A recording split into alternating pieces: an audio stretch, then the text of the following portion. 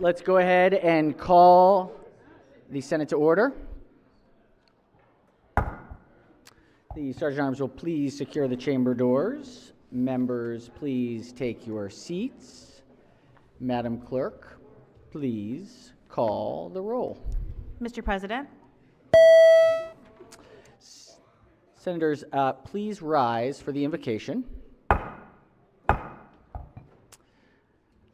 I asked the one and only Joy Walker what the invocation should be tonight, and she said the only invocation that really matters. God grant me the serenity to accept the things I cannot change, the courage to change the things I can, and the wisdom to know the difference. Amen. All right. Has everyone recorded their presence? If so, the clerk will take the call. With 41 members in the chamber and a quorum being present, the Senate of Maryland is again in session. Recognize the senator from the 37th District. Thank you, Mr. President. Since you invoked the words Joy Walker, I have an announcement to make. Would it be okay to make it right now? Senator may proceed. Okay, this is important, colleagues. So tomorrow, April 5th, 2024, proofs will be set up for a panoramic picture for display in the Senate lounge. They'll include photos from two angles, frame options, and order forms. And what's important about this announcement is that all orders must be submitted to Joy Walker in the Senate President's office by 5 p.m. on Tuesday, April 9th, next week. So the day after sine die by 5 p.m. to order your panoramic photo, you need to do that between tomorrow and Tuesday at 5 p.m. So we'll probably announce that a couple times, but don't wait, just get it done and enjoy the photo. Thank you. Excellent. Thank you so much for that, and please, we will have them available, and can't wait to see them. Hopefully they're great. All right, any introductions today? Any introductions? If not, let's go ahead and jump right in. So we consider the reading of the journal from the prior legislative day. While we have everyone here, I know there's a lot of stuff going on. Let's start with our third readers today, and we'll just jump right on in. We have third reading calendar number 87. Clerk will read the first bill. Senate Bill 316, Senator Bailey, motor vehicle registration, exception for golf carts, authorization. Senate Bill 316 is on third reading for final passage. Any discussion? If not, clerk will call the roll. Mr. President. Has everyone recorded their vote? Anyone wish to change their vote, explain their vote? If not, the clerk will take the call. With 42 votes in the affirmative, Senate Bill 316 having received a constitutional majority is declared passed. Clerk will read the next bill. Senate Bill 453, the President Mental Health Assisted Outpatient Treatment Programs. Senate Bill 453 is on third reading for final passage. Any discussion? If not, clerk will call the roll. Mr. President. Has everyone recorded their vote? Anyone wish to change their vote, explain their vote? If not, the clerk will take the call. 42 votes in the affirmative, Senate Bill 453 having received a constitutional majority is declared passed. Clerk will read the next bill.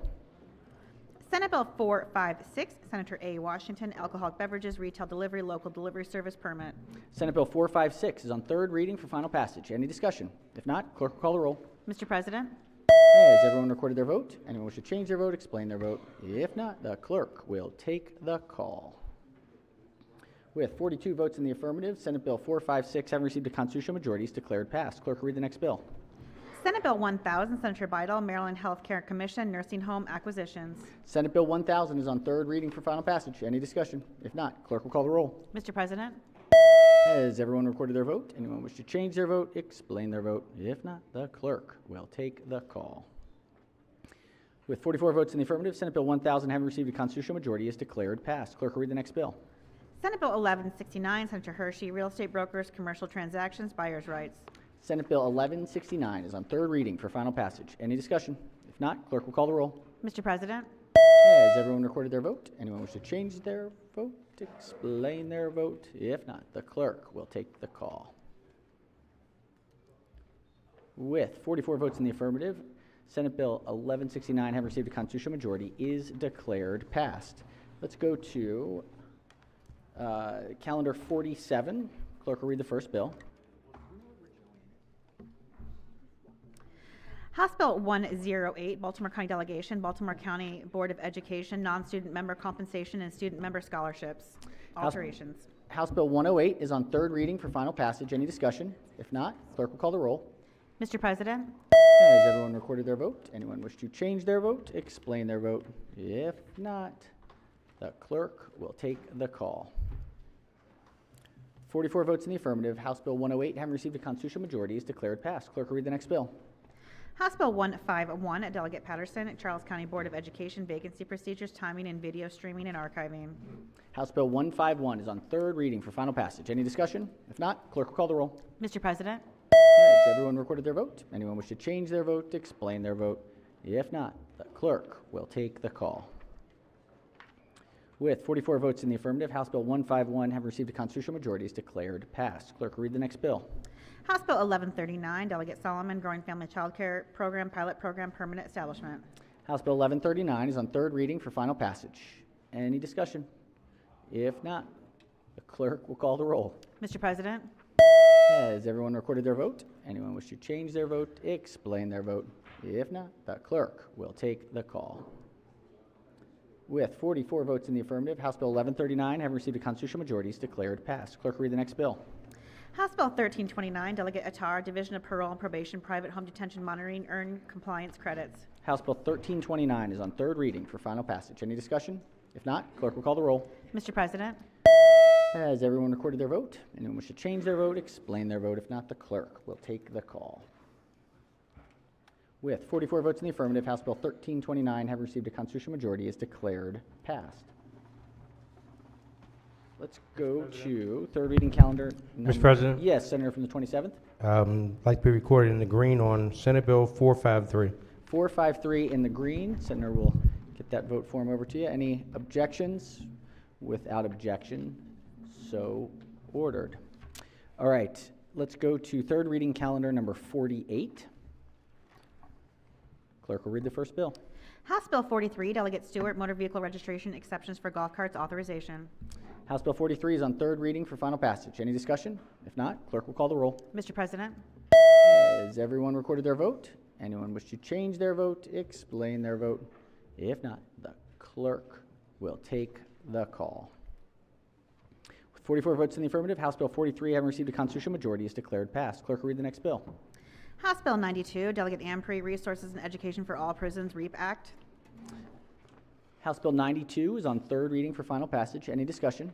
If not, clerk will call the roll. Mr. President, Has everyone recorded their vote? Anyone wish to change their vote? Explain their vote. If not, the clerk will take the call. With 44 votes in the affirmative, House Bill 92, having received a constitutional majority, is declared passed. Clerk will read the next bill. House Bill 541, Delegate Henson, Anne Arundel County Student Loan Assistance Repayment Program for Educators established. House Bill 541 is on third reading for final passage. Any discussion?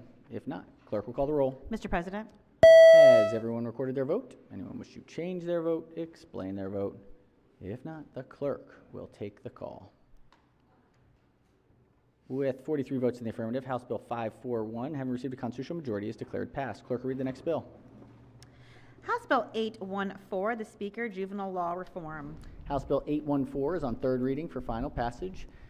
Chair recognizes the minority whip. Thank you, Mr. President. First, I want to say that this bill, I think, is a very positive step forward in some areas. I think it acknowledges that there were issues that needed to be corrected, and while there's not everything exactly the way that I would have necessarily been perfect, that's the way the legislative process works, and I think there's been a lot of good work that's done on the bill. But I do think there's one thing missing as we look at making corrections to the Juvenile Justice Reform Act. And I think that there's one thing that this bill is missing, or perhaps that another bill could have sufficed, and I think it's just important to have that discussion this evening before we vote on this final bill.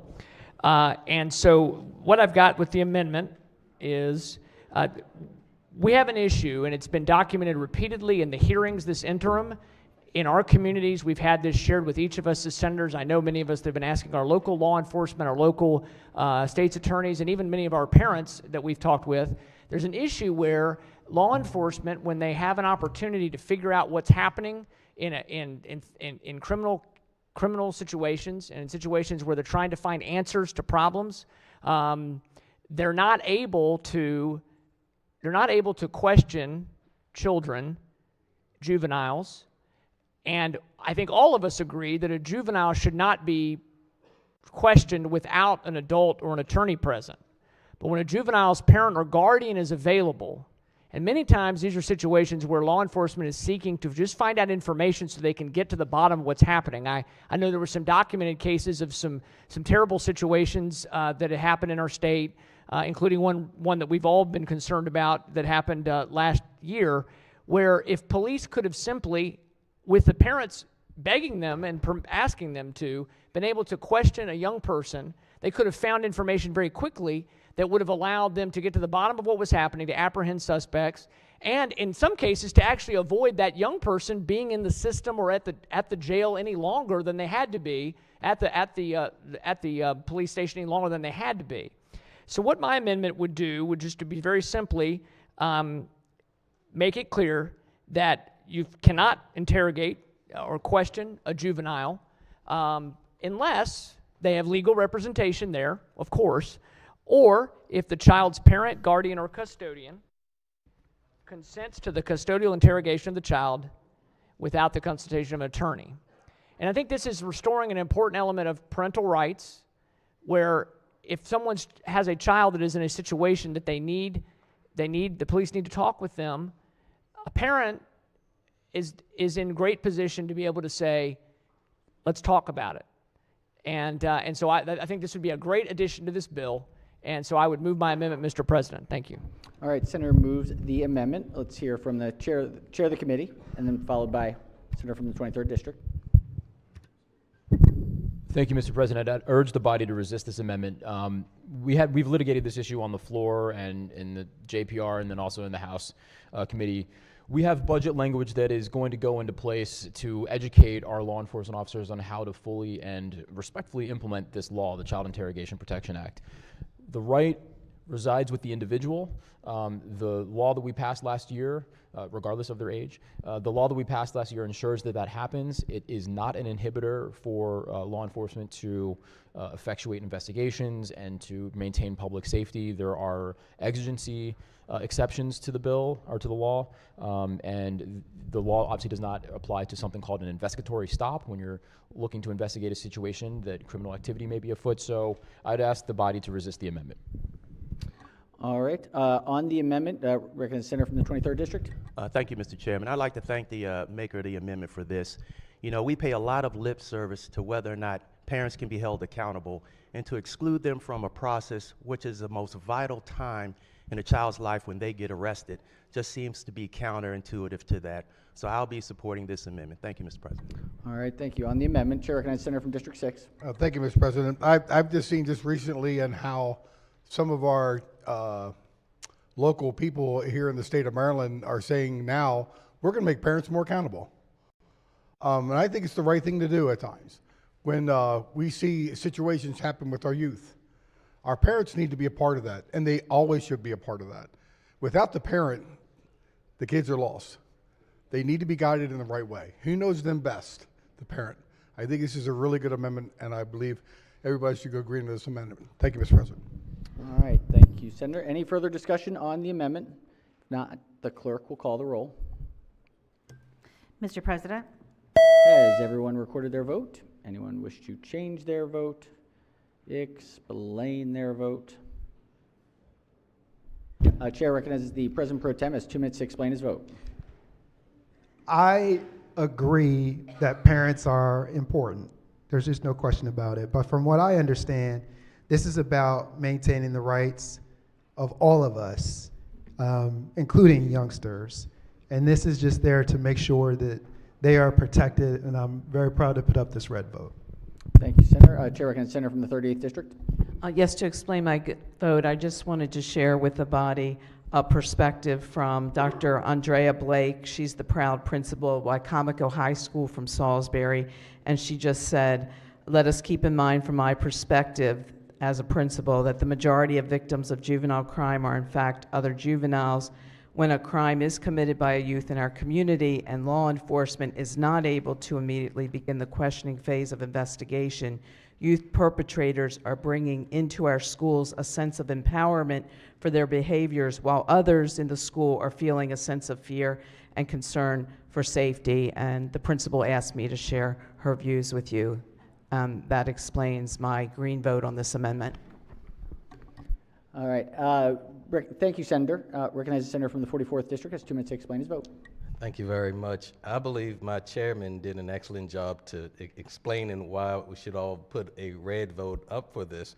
But one thing that I wanted to mention to make certain that many of you are aware, we have a state's attorney in Baltimore City who said he's going to hold parents accountable for when juveniles do stuff. So you tell me, who's the parent going to be looking out for when they're ones being prosecuted for what their juvenile did? Juveniles are the ones who are in jeopardy of being incarcerated. And they need to have the attorney's protection, not allowing the parent to then consent and say, you can speak to my child, and putting that child in jeopardy. So that's the reason I'm going to continue and have my red vote. All right. On the amendment, any further senators wish to explain their vote? If not, the clerk will take the call. With 26 votes in the negative, the senator's amendment fails. Are there any, we are now, any further amendments? Bills on third reader for final passage. If not, the clerk will call the roll. Mr. President, Has everyone recorded their vote? Anyone wish to change their vote? Explain their vote? If not, the clerk will take the call.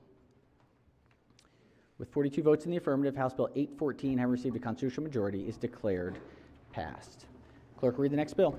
House Bill 821, Prince George's County Delegation, Prince George's County Student Support Specialist Network Success Action Plans, Student Supports, and Success Act. House Bill 821 is on third reading for final passage. Any discussion?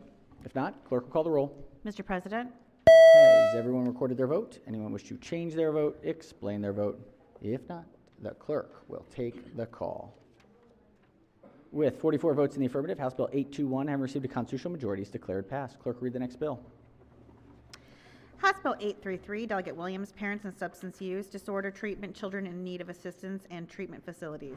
House Bill 833 is on third reading for final passage. Any discussion? If not, clerk will call the roll. Mr. President, Has everyone recorded their vote? Anyone wish to change their vote? Explain their vote? If not, the clerk will take the call. With 44 votes in the affirmative, House Bill 833, having received a constitutional majority, is declared passed. Clerk will read the next bill. House Bill 1287, the Speaker School Leadership Training Program alterations. House Bill 1287 is on third reading for final passage. Any discussion? If not, clerk will call the roll. Mr. President, Has everyone recorded their vote? Anyone wish to change their vote? Explain their vote? If not, the clerk will take the call. With 44 votes in the affirmative, House Bill 1287, having received a constitutional majority, is declared passed. Clerk will read the next bill. House Bill 1386, Delegate Atterbury, Education School Employee Anti-Bias Training Requirements. House Bill 1386 is on third reading for final passage. Any discussion? If not, clerk will call the roll. Mr. President, Has everyone recorded their vote? Anyone wish to change their vote? Explain their vote? If not, the clerk will take the call. With 32 votes in the affirmative, House Bill 1386, having received a constitutional majority, is declared passed. All right, we have some concurrences here. We're going to start with, are all of these EEE? Let's see. It looks like it. Okay. This is message from the House number 8. Clerk will read the first bill. Senate Bill 180, Senator Hester, Public and Non-Public Schools, Auto, Injectable, Epinephrine, and Bronchodilators Use, Availability, Training, and Policies. Recognizing the chair of the committee, Education, Energy, and the Environment, on the House amendments? Or the bill? Yeah, we don't have any paperwork. We have the cross file from District 9 for Montgomery. Maybe can shed some light on these particular. We could, if yeah. we could just hold on these for a moment. Yeah, why don't you hold on and maybe hopefully the committee will get me the I think they just came paperwork. out of committee. Okay, so, fair enough. If we can pull it back, Madam Secretary, and we'll wait until the files make their way here. In that case, what do we have? Let's get these across. We have a message number 6 from the House of Delegates. Clerk will read the message.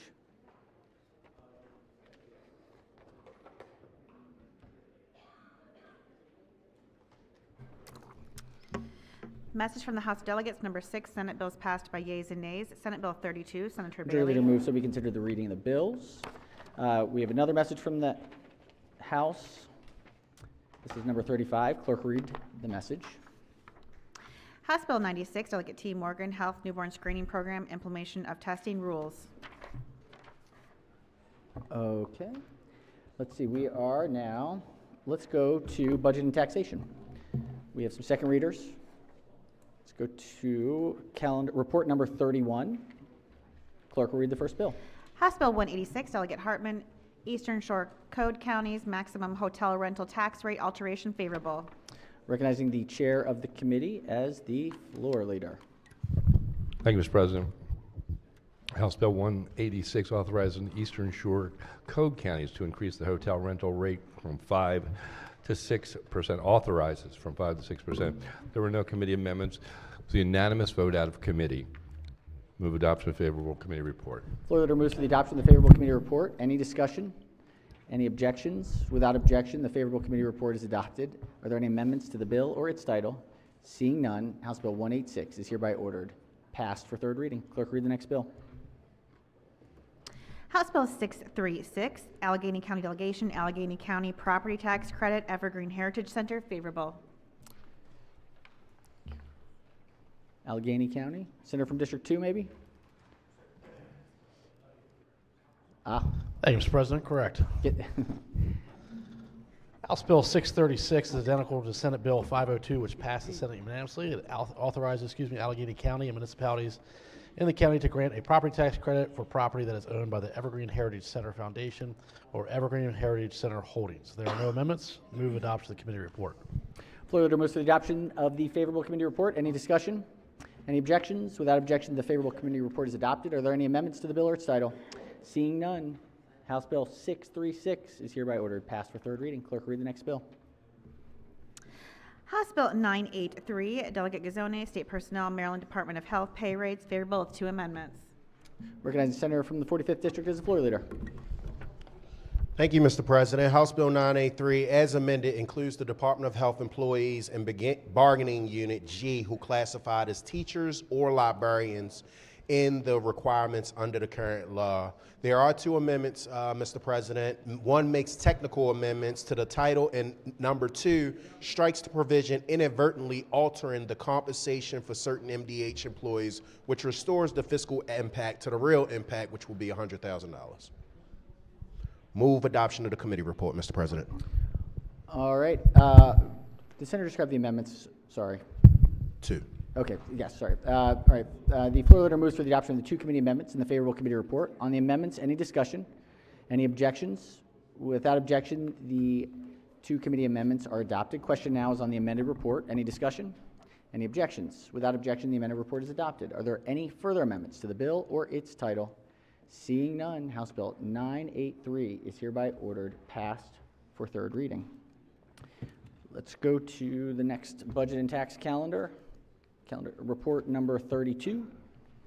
Clerk will read the first bill. House Bill 16, Delegate Kaiser, Tax Sales Homeowner Protection Program, funding, favorable with 2 amendments. Recognizing chair of the committee. Thank you, Mr. President. House Bill 16, as amended, requires the State Department of Assessments and Taxation to maintain a website that any person may use to donate to the Homeowner Protection Program and requires local tax collectors to include a separate insert with property tax bills that encourages taxpayers to donate to that program. There are 2 amendments. Number 1 makes technical changes to the title.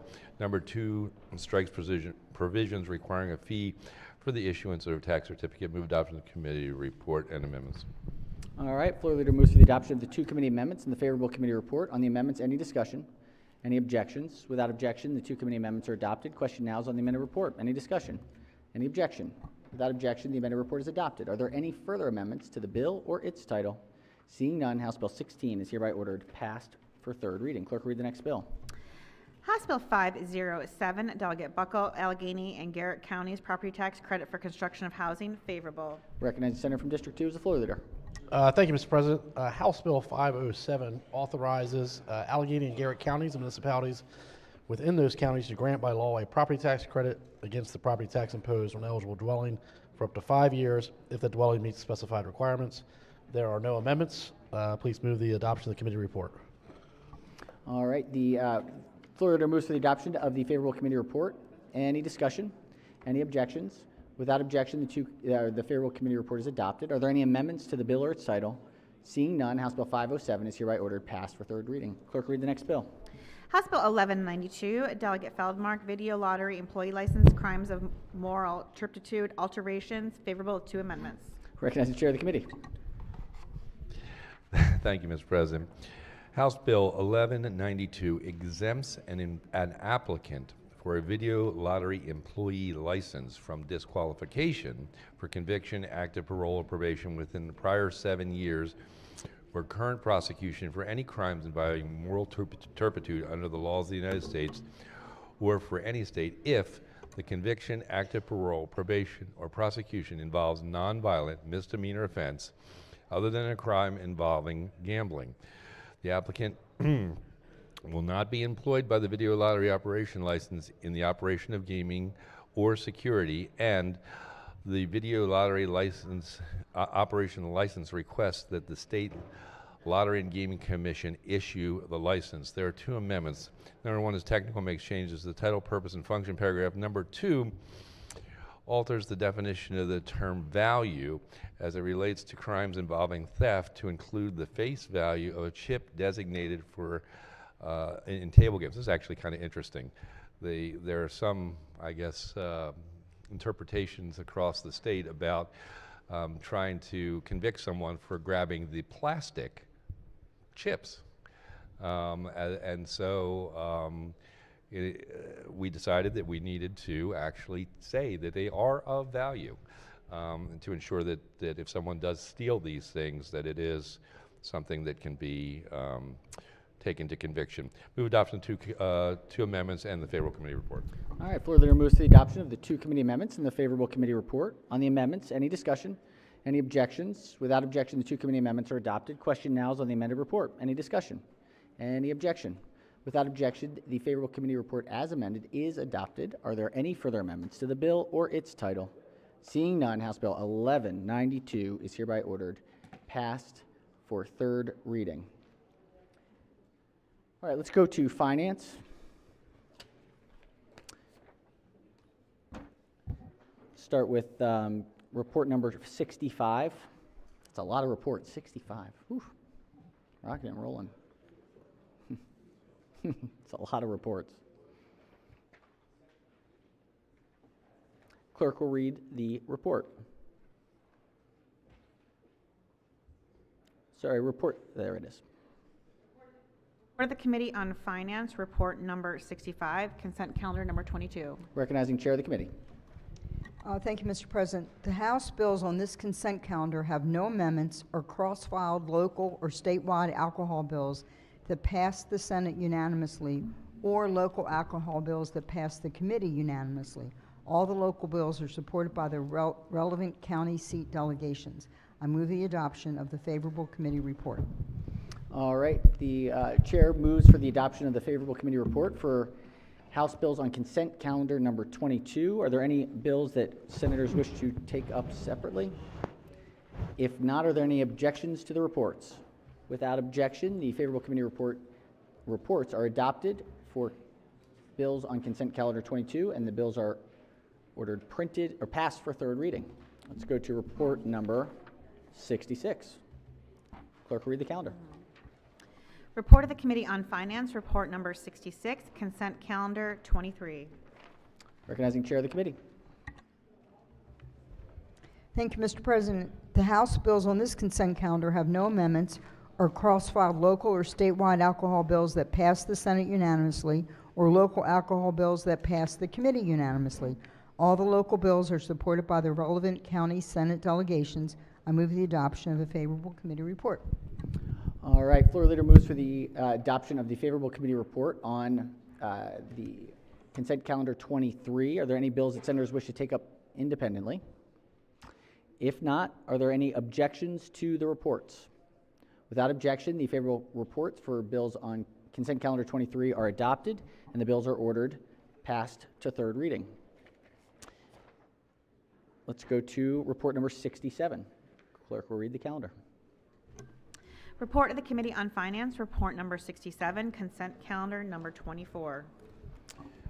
All right, I recognize the chair of the committee.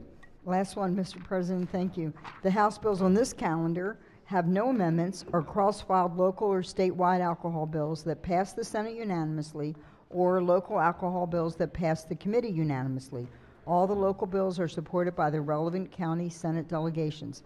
I move the adoption of the favorable committee report. All right, the chair moves for the adoption of the favorable committee report for bills on consent calendar 24. Are there any bills that senators wish to separate out? If not, any objections to the reports? Without objection, the favorable reports for bills on calendar 24 are adopted, and the bills are ordered passed for third reading. Let's go to report number 68. Clerk will read the first bill. House Bill 621, Harford County Delegation, Harford County Alcoholic Beverages Stadium License Annual Fee, favorable with one amendment. Recognizing the senator from Carroll County as the floor leader. Thank you, Mr. President. House Bill 621 from the Harford County Delegation decreases the license fee for a stadium beer, wine, and liquor license in Harford County. The amendment decreases the fee from $10,000 to $7,000, and originally the bill had it decreased a little bit further from the House. So I would move the amendment, Mr. President, and the adoption of the favorable committee report. Floor leader moves for the adoption of the one committee amendment and the favorable committee report. On the amendment, any discussion? Any objections? Without objection, the one committee amendment is adopted. Question now is on the amended report. Any discussion? Any objections? Without objection, the amended report is adopted. Are there any further amendments to the bill or its title? Seeing none, House Bill 621 is hereby ordered passed for third reading. Clerk, read the next bill.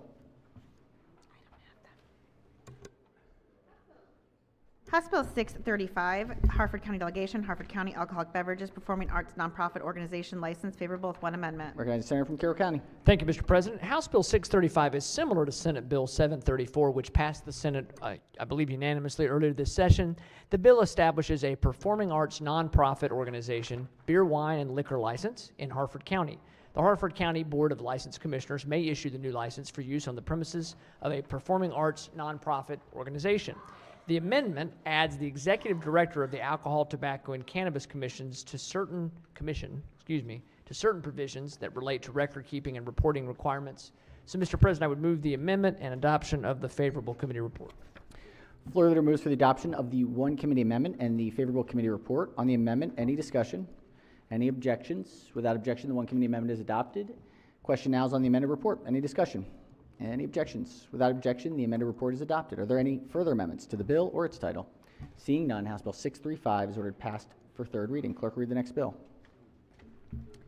House Bill 1052, Delegate Clippinger, Baltimore City Alcoholic Beverages, 46th Alcoholic Beverage District, revisions, favorable with two amendments.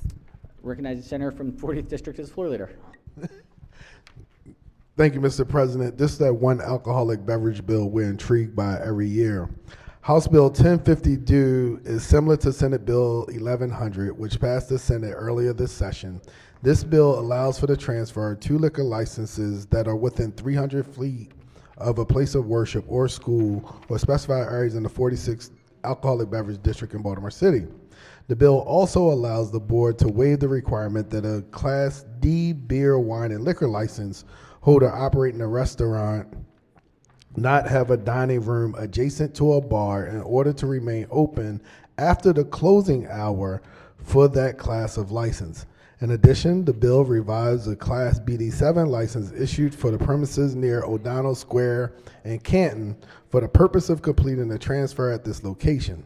The bill also allows the holder of a Class D beer and light wine license at a certain location in Highlandtown to convert to a A-Class D beer, wine, and liquor license if certain conditions are met. Amendment number 1 makes changes to the title of the bill. Amendment number 2 authorizes the issuance of new licenses in a certain geographic area. Port Covington allows for the transfer of 3 specific licenses and prohibits the transfer in certain license. I move the amendments and the favorable committee report. I don't know what's so unclear about that. It's pretty obvious, right? All right, floor leader moves to the adoption of the 2 committee amendments and the favorable committee report. On the amendments, any discussion? Any objections? Without objection, the 2 committee amendments are adopted. Question now is on the amended report. Any discussion? Any objections? Without objection, the amended report is adopted. Are there any further amendments to the bill or its title? Seeing none, House Bill 1052 is hereby ordered passed for third reading. Clerk, read the next bill. House Bill 1089, Delegate Clippinger, Baltimore City, alcoholic beverages, Class B, beer, wine, and liquor licenses, Downtown Management District, favorable with 2 amendments. Recognizing Senator from the 40th District. Thank you, Mr. President. House Bill 1089 is similar to Senate Bill 904, which passed the Senate earlier this session. The bill authorized the Baltimore City Board of Liquor Commissioners to issue a beer, wine, and liquor BWL license for use of a restaurant in a certain downtown area. Amendment number 1 makes changes to the title of the bill. Amendment number 2 aligns the bill with the Senate cross-file authorizing the issuance of the license in Ward 4, Precincts 1 and 2, instead of in the Downtown Management District. I move the amendments and adoption of favorable committee report. Floor leader moves for the adoption of the 2 committee amendments and the favorable committee report. On the amendments, any discussion? Any objections? Without objection, the 2 committee amendments are adopted. Question now is on the amended report. Any discussion? Any objections? Without objection, the amended report is adopted. Are there any further amendments to the bill or its title? Seeing none, House Bill 1089 is hereby ordered passed for third reading. Clerk, read the next bill. House Bill 1198, Delegate Ampry, Baltimore City, alcoholic beverages, 40th Alcoholic Beverage District, revisions, favorable with 1 amendment. Recognized Senator from Baltimore City, the floor leader. Thank you, Mr. President. House Bill 1198 is similar to Senate Bill 1008, which passed the Senate earlier this session. The bill establishes a Class MF Municipal Family Fun Center alcoholic beverage license in the 40th Alcoholic District in Baltimore City and authorize the Baltimore City Board of License Commissioners to issue a license for use at a municipal bowling alley and skating ring located in a specific area. The bill also authorizes the board to issue a Class B beer, wine, and liquor BWL license for a restaurant at a certain location on 29th Street and specifies that a Class A license issued for a certain premises on East Biddle Street must be considered unexpired until July 1, 2025 for the purpose of being renewed. The amendment corrects a geographical reference in the bill so that it refers to the west instead of the East Biddle Street. I move the amendment and adoption favorable committee report. I like that one is much clearer, you know. Floor leader moves to the adoption of the 1 committee amendment and the favorable committee report. On the amendment, any discussion? Any objections? Without objection, the 1 committee amendment is adopted. Question now is on the amended report. Any discussion? Any objections? Without objection, the favorable committee report as amended is adopted. Are there any further amendments to the bill or its title? Seeing none, House Bill 1198 is hereby ordered passed for third reading. Clerk, read the next bill. House Bill 1235, Delegate Addison, Baltimore City, alcoholic beverages, license extensions, favorable with 1 amendment. Recognizing Senator from Baltimore City is the floor leader. Thank you, Mr. President. House Bill 1235 is similar to Senate Bill 1079, which passed the Senate earlier this session. The bill specifies in Baltimore City that Class B D7 licenses issued for the premises in certain locations in Hamilton community must be considered unexpired for the purposes of transfer to another owner at these locations if the applicant enters into a memorandum of understanding with a certain community association. The amendment aligns the House bill with the Senate cross-file by specifying one of the license locations under the bill requirements for the memorandum of understanding. I move the amendment and adoption of favorable committee report.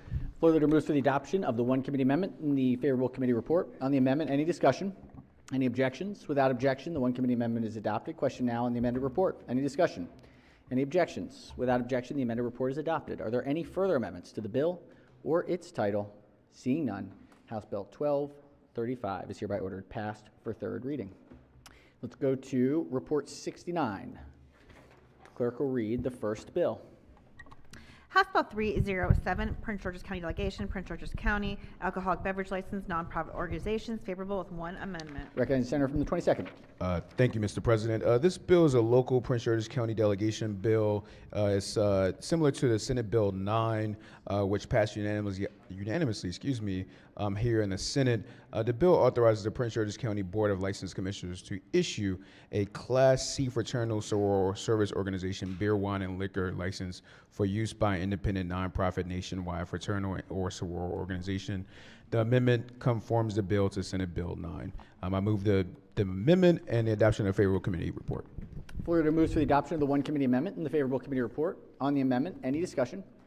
Any objections? Without objection, the one committee amendment is adopted. Question now is on the amended report. Any discussion? Any objections? Without objection, the amended report is adopted. Are there any further amendments to the bill or its title? Seeing none, House Bill 307 is hereby ordered passed for third reading. Clerk, read the next bill. House Bill 362, Delegate Grist, Caroline County Alcoholic Beverages Barbershop and Beauty Salon License, favorable. Recognizing the senator from the Upper Eastern Shore is the floor leader. Thank you, Mr. President. House Bill 362 is identical to Senate Bill 531, which passed the Senate earlier this session. The bill establishes a barbershop and beauty salon beer and wine alcoholic beverage license in Caroline County. There are no amendments. There is no fiscal impact. I move the adoption of the favorable committee report. Floor leader moves for the adoption of the favorable committee report. Any discussion? Any objections? Without objection, the favorable committee report is adopted. Are there any amendments to the bill or its title? Seeing none, House Bill 362 is hereby ordered passed for third reading. Clerk, read the next bill. House Bill 808, Delegate Atterbury, Alcoholic Beverages Retail Delivery Local Delivery Services Permit. Recognize the senator from the 22nd District. Thank you, Mr. President. House Bill 808 is the same as Senate Bill 456, in which this body just voted out and will be in the Rules Committee in the House. There are no amendments, and I move the adoption of the favorable committee report. Thank you. Floor leader moves for the adoption of the favorable committee report. Any discussion? Any objections? Without objection, the favorable committee report is adopted. Are there any amendments to the bill or its title? Seeing none, House Bill 808 is hereby ordered passed for third reading. Clerk, read the next bill. House Bill 1340, Delegate Anderton, Wycomico County Alcoholic Beverages Monopoly of Liquor Control Board and Dispensary Repeal, favorable. Recognize the senator from the 37th as the floor leader. Thank you, Mr. President. House Bill 1340 repeals the monopoly of the Liquor Control Board and its dispensary system for the sale and distribution of specified wine and liquor in Wycomico County. There are no amendments. There is no fiscal impact. There was no opposition at the committee hearing. I move the adoption of the favorable committee report. Floor leader moves to the adoption of the favorable committee report. Any discussion? Any objections? Without objection, the favorable committee report is adopted. Are there any amendments to the bill or its title? Seeing none, House Bill 1340 is hereby ordered passed for third reading. Let's go to Report 70, out of finance. Clerk will read the first bill. House Bill 97, Delegate Tavares, Baby Food Toxic Heavy Metals Testing and Labeling, Rudy's Law, favorable with one amendment. Recognizing the Vice Chair of the Committee is the floor leader. Thank you, Mr. President. House Bill 97 is almost the same as Senate Bill 723, which unanimously passed the Senate. The bill requires each manufacturer of baby food beginning January 1st, 2025 to test a representative sample of the final product for each toxic heavy metal. Testing must be conducted by a proficient laboratory at least once per month, beginning January 1st, 2026. Each manufacturer of baby food must make specified information publicly available on their website and the baby food product label. The amendment conforms the bill to Senate Bill 723 by altering the definition of baby food and alters the definition of proficient laboratory to conform with changes being made to the Senate bill. I move the amendment and the adoption of the favorable committee report. Floor leader moves for the adoption of the one amendment in the favorable committee report. On the amendment, any discussion? Any objections? Without objection, the one committee amendment is adopted. Question now is on the amended report. Any discussion? Any objections? Without objection, the amended report is adopted. Are there any further amendments to the bill or its title? Seeing none, House Bill 97 is hereby ordered passed for third reading. Clerk will read the next bill. House Bill 223, Delegate Queen, Commercial Law, Mortgage Loans, Verification of Ability to Repay, favorable with two amendments. All right, mortgage loans.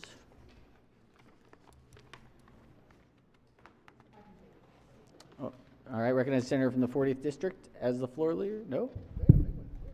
All right, cool. Thank you, Mr. President. Shoot, that was quick.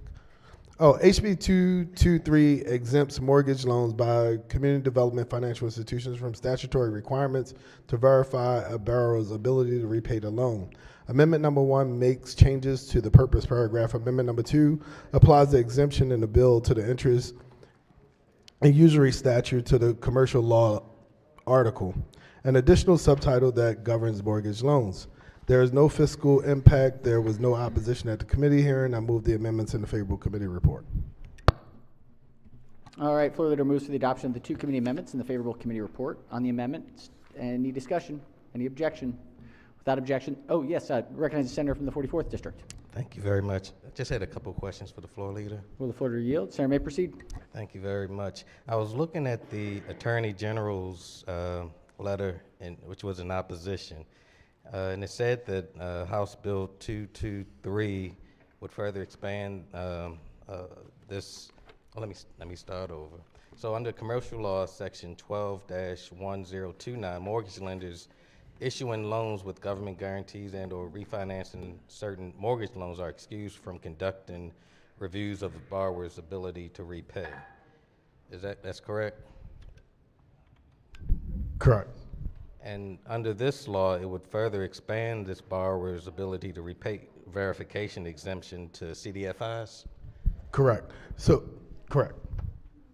Oh, you go ahead. No, so for those who listen who may not be familiar with CDFIs, CDFIs stand for Community Development Financial Institutions.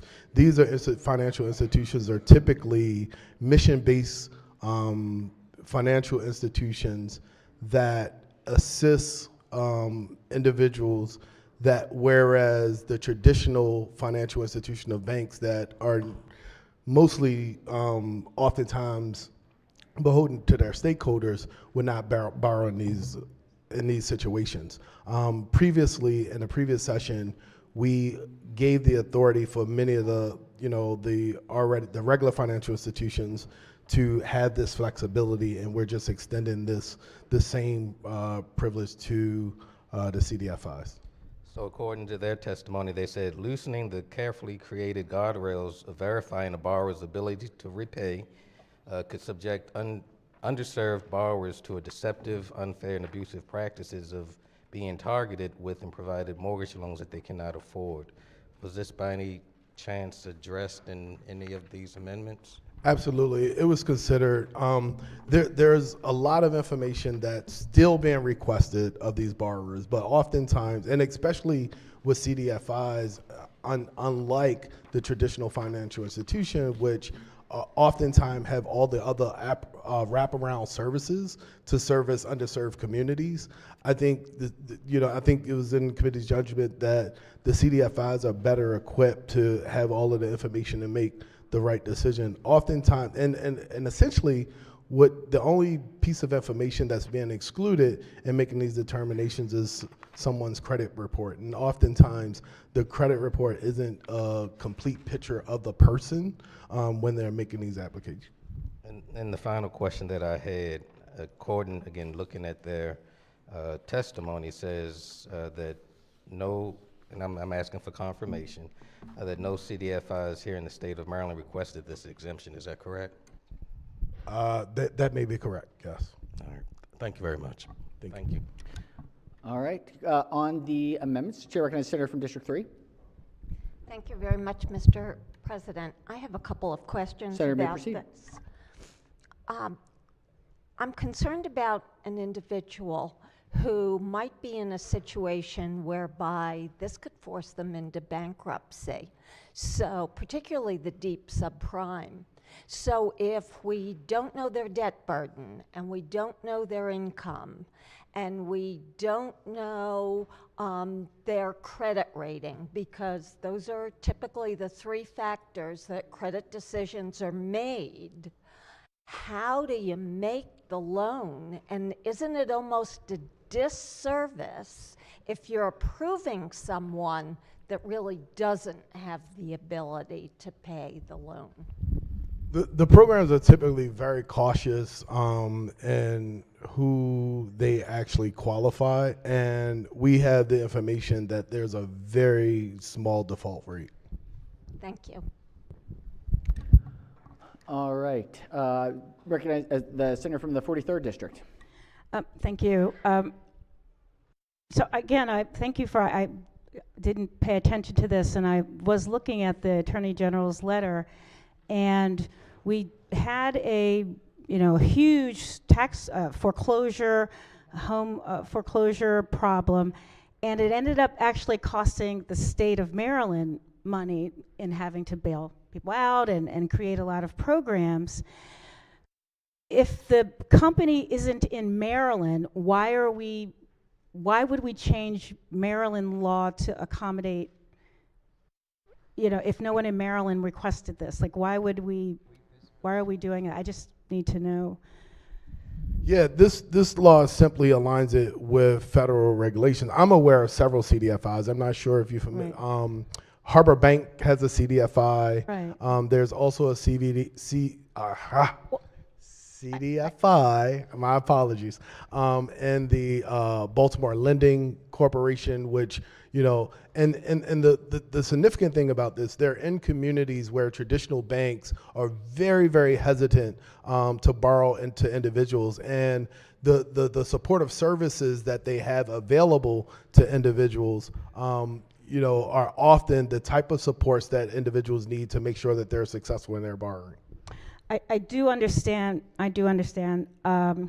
However, we also know that these communities have been disproportionately impacted by predatory lending practices. And we created laws that we now have on books to make sure that people can qualify for their loans so that they are not encouraged to engage or to buy a product or to use a financing product that they can't afford. So I guess could you tell me what's the existing law that this is changing, and then maybe it'll help with my follow-up. Right. So right now we have a certain, so in Maryland currently, what's the law? So currently in Maryland law, there's a bunch of different thresholds in which individuals have to meet, one of which is, in the area of providing a credit report. It's interesting, and also I want to point out, Senator, you brought up a very good point, and these communities are often, vulnerable communities. CDFIs were created for the purpose of using the community investment funds that traditional banks must pay because of systems of redlining and things of that nature. And so the traditional banks actually deposit those community investment funds in CDFI to serve communities because of the barriers that are often in the way to accessing the traditional banking institutions. Okay. Thank you, Mr. President.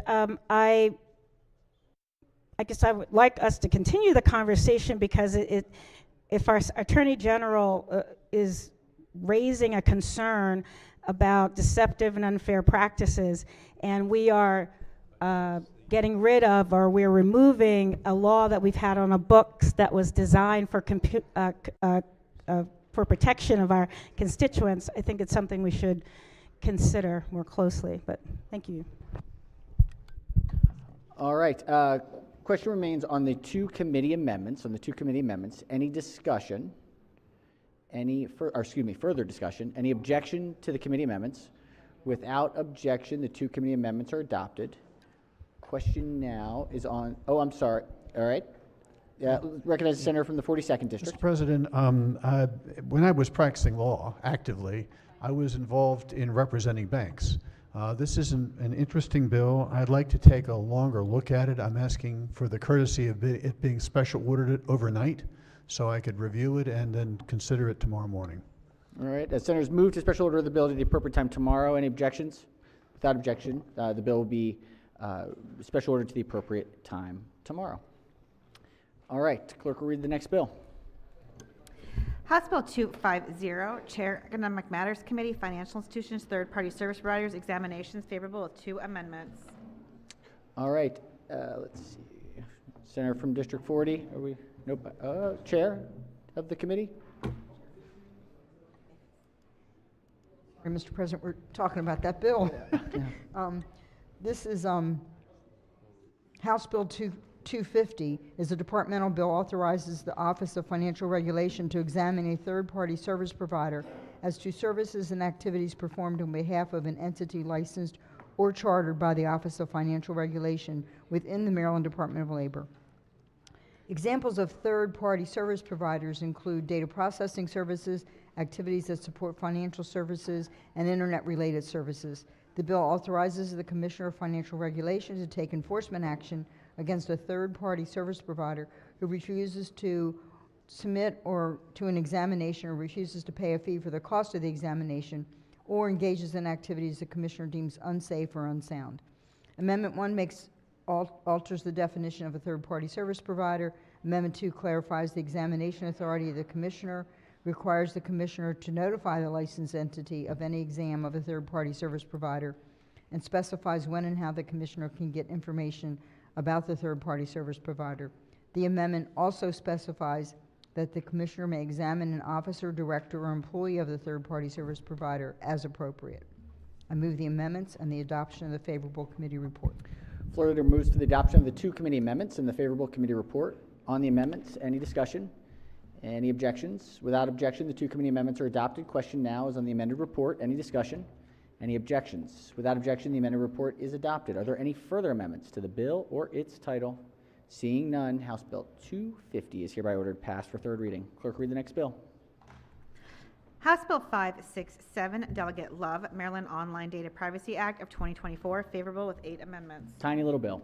Recognize the senator from the 33rd District. Thank you, Mr. President. House Bill 567 is similar to Senate Bill 541, which passed the Senate earlier this session. The bill establishes consumer protections and rights, as well as disclosure obligations related to online personal data controlled or processed by certain entities that conduct business in the state or provide services or products that are targeted to residents of the state.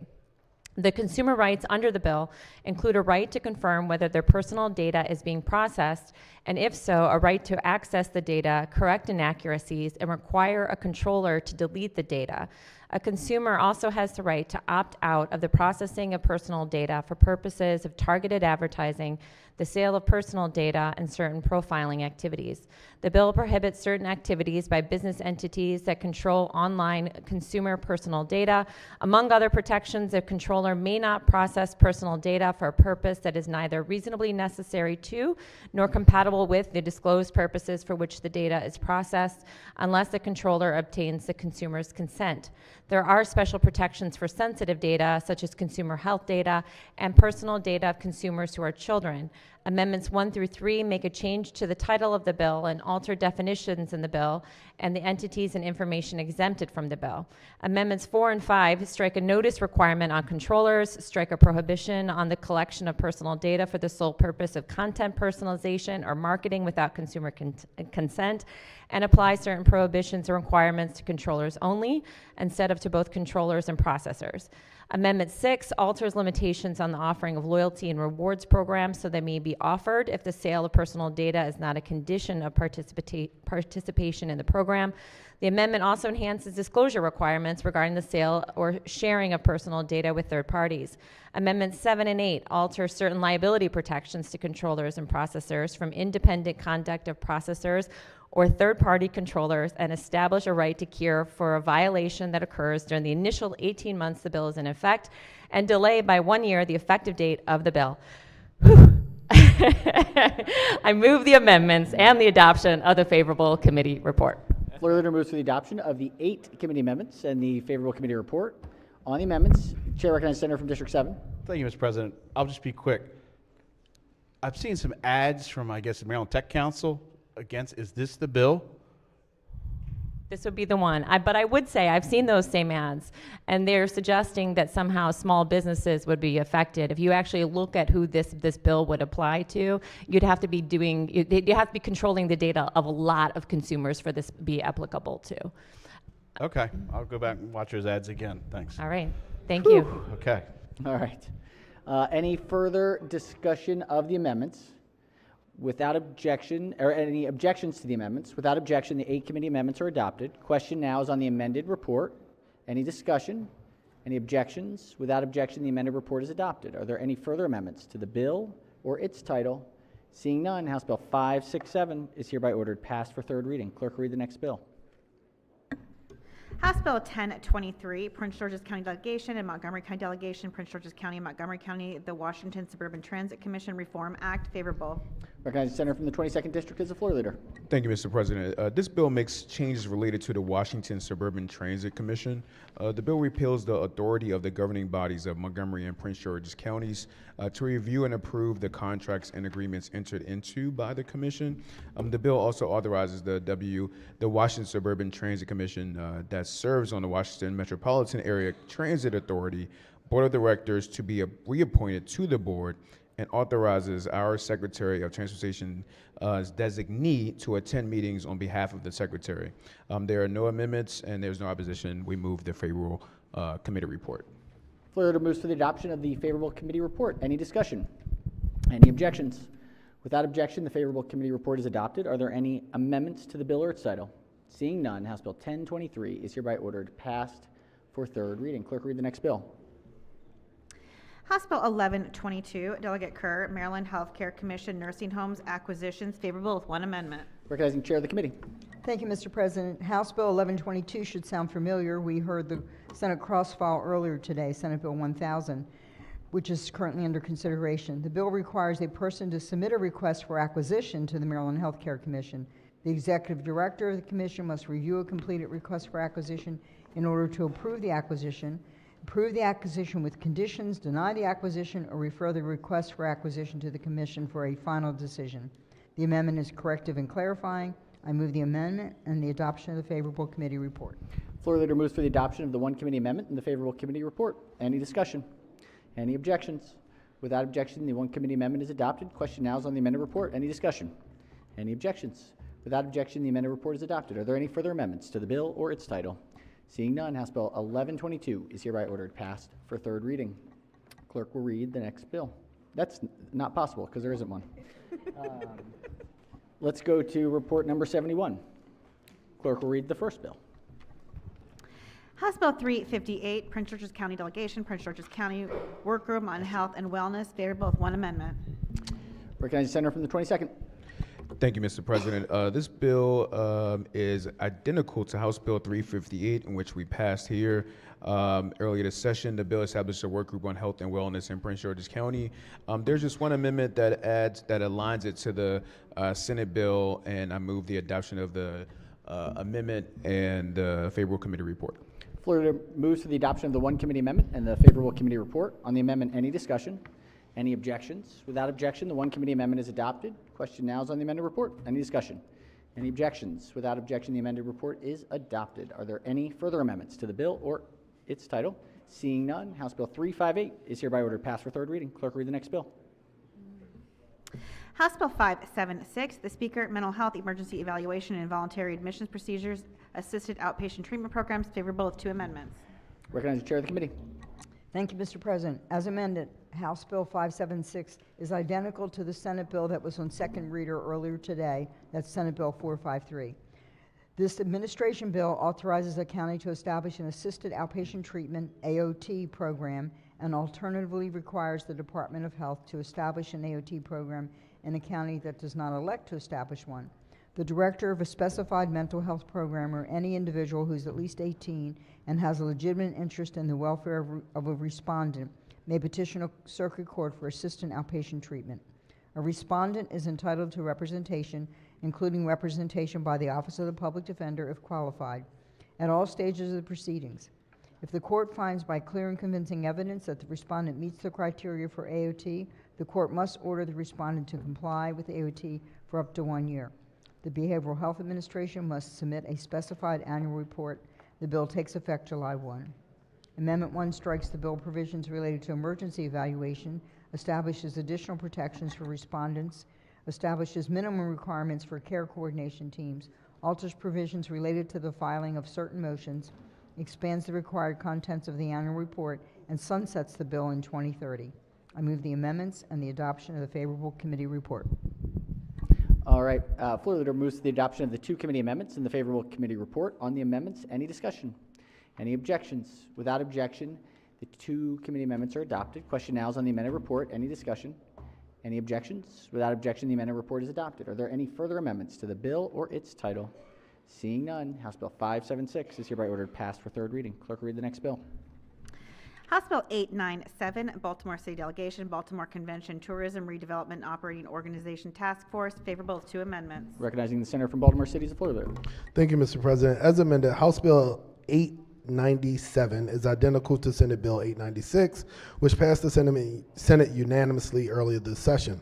The bill establishes the Baltimore Convention and Tourism Redevelopment and Operating Authority Task Force to study the establishment of an entity or strategy to govern the redevelop, revitalize, construct, design, manage, finance, and operate certain state and local real property assets while promoting the Baltimore Convention site and the immediate surrounding area. The Department of Commerce must provide staff for the task force. Amendment number 1 makes technical changes. Amendment number 2 conforms the bill to the Senate bill as described. I move the amendments and adoption of favorable committee report. Floor leader moves to the adoption of the 2 committee amendments and the favorable committee report. On the amendments, any discussion? Any objections? Without objection, the 2 committee amendments are adopted. Question now is on the amended report. Any discussion? Any objections? Without objection, the report is adopted. Are there any further amendments to the bill or its title? Seeing none, House Bill 897 is hereby ordered passed for third reading. Clerk will read the next bill. House Bill 1304, Delegate Kaiser, Maryland Department of Health and Department of Aging, Earned Income Tax Credit, Distribution of Information and Training, favorable. Recognizing the Vice Chair of the committee. Thank you, Mr. President. House Bill 1304 requires the Maryland Department of Health to develop a process for providing information about the availability of the state's Earned Income Tax Credit to enrollees and potential enrollees in specified programs and other individuals receiving specified services. The bill further requires the Maryland Department of Aging to provide periodic training to the Maryland Access Point Network to increase awareness of the availability of the state's Earned Income Tax Credit. And there are no amendments. There was no opposition at the committee hearing. I move the adoption of the favorable committee report. Senator moves to the adoption of the favorable committee report. Any discussion? Any objections? Without objection, the favorable committee report is adopted. Are there any amendments to the bill or its title? Seeing none, House Bill 1304 is hereby ordered passed for third reading. All right. Do we have, let's do this. Let's get through here.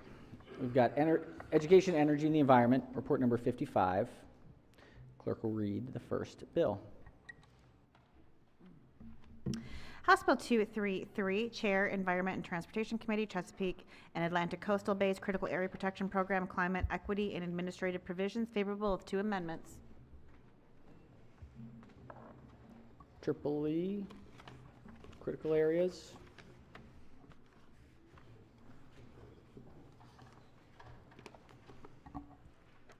Protection, climate equity. Recognizing the President Pro Tem as the floor leader. Yeah. Okay, House Bill 233. Forgive me 1 second. Yep. Any introductions? No introductions necessary. All right. All right.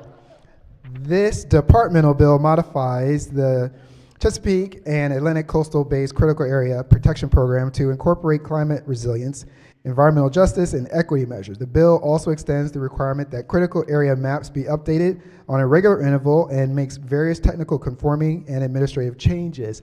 The bill also requires each local jurisdiction to review its entire program and propose any necessary amendments to its entire program, including local zoning maps, at least every 10 years rather than 6. The Commission shall extend this deadline by a year following an initial request by a local jurisdiction. If the local jurisdiction fails to update an adopted program by this deadline or the extension, the Commission is required to take certain steps to notify the local jurisdiction that its program needs to be updated within a 3-year period. The Commission may update the program if the local jurisdiction does not update the program within 2 years of the last notice from the Commission. The bill also adds provisions relating to program amendments and refinements by local jurisdiction, including circumstances under which a change critical area designation may be granted. Lastly, the bill makes a number of technical and conforming changes. Amendment 1 is technical. Amendment 2 modifies the definition of climate resiliency and equity and makes conforming changes. I move adoption of the two amendments in the favorable committee report. Senator moves for the adoption of the two committee amendments in the favorable committee report. On the amendments, any discussion? Any objections? Without objection, the two committee amendments are adopted. Question now is on the amended report. Any discussion? Any objections? Without objection, the amended report is adopted. Are there any further amendments to the bill or its title? Seeing none, House Bill 233 is hereby ordered passed for third reading. Clerk, read the next bill. House Bill 379, Delegate Love, Wildlife, Traveling Animal Acts Prohibition, favorable with one amendment. Recognize the senator from District 3. Thank you, Mr. President. Colleagues, you may recall this bill. It is a cross-file of SB 547. We had rather extensive conversation about that. The bill prohibits, with some very specific exceptions, allowing performances of traveling animal acts. The bill has one amendment that addresses a loophole that was discovered for a zoo in District 4. So the amendment exempts from the scope of the bill a non-mobile permanent institution or other fixed facility where the animal is not transported to the institution for the sole purpose of the performance. In other words, if there's an animal in a zoo and you're taking it to another location for at least 60 days or more for an exhibit, that is now addressed by the amendment in this bill. So there was bipartisan support of this bill. There's no fiscal impact. Therefore, I move for adoption of the one amendment as well as the favorable committee report. All right, the senator moves for the adoption of the one committee amendment and the favorable committee report. On the amendment, any discussion? Any objections? Without objection, the one committee amendment is adopted. Question now is on the amended report. Any discussion? Any objections? Without objection, the amended report is adopted. Are there any further amendments to the bill or its title? Seeing none, House Bill 379 is hereby ordered passed for third reading. Clerk, read the next bill. House Bill 561, Delegate Watson, Tree Expert Licenses, Application Renewal Fee Alterations, Insurance Requirements, favorable with one amendment. Recognize the senator from District 9. Thank you, Mr. President. Colleagues, this bill is identical to Senate Bill 683. The bill sets a limit on fees which can be charged related to tree expert licenses. It also authorizes DNR to adopt regulations to implement the statutory provisions related to tree experts. There is one committee amendment which sets a due date for the existing annual report and puts it in the identical posture to Senate Bill 683. I move the one committee amendment and the favorable committee report. All right, senator moves for the adoption of the one committee amendment and the favorable committee report. On the amendment, any discussion? Any objections? Without objection, the one committee amendment is adopted. Question now is on the amended report. Any discussion? Any objections? Objections? Getting tongue-tied. If not, move for the, all in favor of the report say aye. Opposed, nay. The ayes have it. The favorable committee report is adopted. Got to get into a different rhythm. Are there any amendments to the bill or its title? Seeing none, House Bill 561 is hereby ordered passed for third reading. Clerk will read the next bill. House Bill 715, Delegate Griffith, Fishing and Hunting License, Trout Stamps, Complimentary License, Stamp Exemption, Veterans determined to be unemployable, favorable with one amendment. Senator from the 35th. Thank you, Mr. President. This bill is a cross-file Senate Bill 533, which passed this body unanimously a little over a month ago. The bill authorizes Department of Natural Resources to issue a lifetime complimentary angler's license, a complimentary Chesapeake Bay and coastal sports fishing license, and/or a complimentary lifetime hunting license to an individual who certifies that they are an American veteran who the U.S. Department of Veterans Affairs determines to be unemployable. There is one committee amendment which is technical. I'd like to move the amendment and ask for adoption of the favorable committee report. All right, the senator moves for the adoption of the one committee amendment and the favorable committee report. On the amendment, any discussion? Any objections? Without objection, the one committee amendment is adopted. Question now on the amended report. Any discussion? Any objection? Without objection, the favorable committee report is adopted. Are there any further amendments to the bill or its title? Seeing none, House Bill 715 is hereby ordered passed for third reading. Clerk will read the next bill. House Bill 841, Delegate Ruth, Environment, Plastic Bottle Waste Reduction, Water Bottle Filling Stations, and Reporting favorable. Recognizing the senator from District 9. Thank you, Mr. President. Colleagues, House Bill 841 requires that a water bottle filling station or a combined water bottle filling station and drinking water fountain be installed in all new constructions for which a drinking fountain is already required under the International Plumbing Code. The requirement applies only prospectively and does not apply to new construction under contract before the bill's effective date. There are no committee amendments. I move the favorable committee report.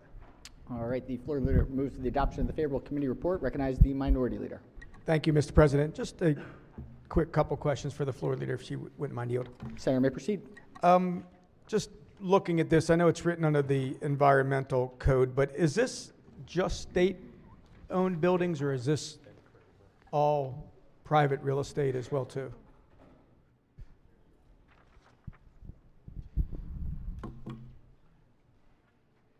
So I think that there's two parts to the bill. I think it's all new construction that currently qualifies for a, to have a drinking water fountain included, but that the reporting requirement is underneath the Department of the Environment Code.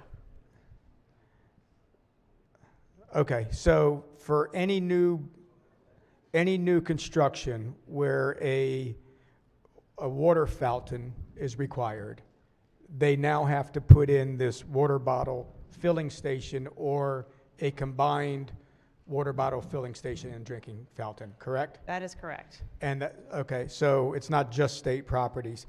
And again, it just doesn't look clear to say that, I mean, there could be a building, obviously, that would have multiple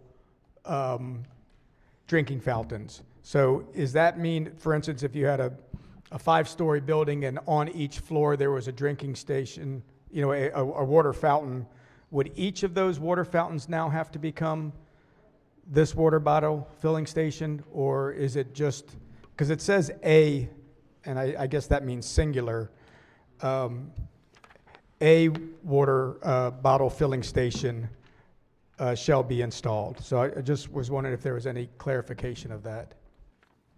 So I'm waiting for an exact answer to that question, but from my perspective, if I was going to build a new building with drinking water fountains, I mean, quite frankly, when I go up to a drinking water fountain, I'd much rather fill up my water bottle than actually bend over and drink from the water fountain. So I think people are doing this anyways, and I think it's a really good policy that we should take on to avoid the waste of plastic water bottles. Yeah, and I certainly agree with people doing things that they want to do rather than the government telling them they have to do it.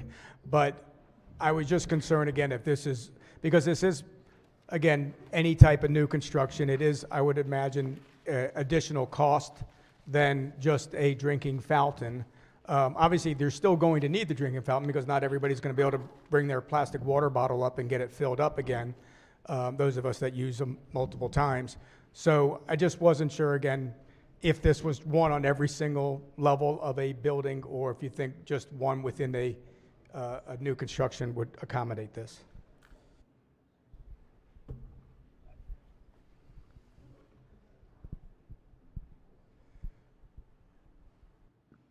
No, okay.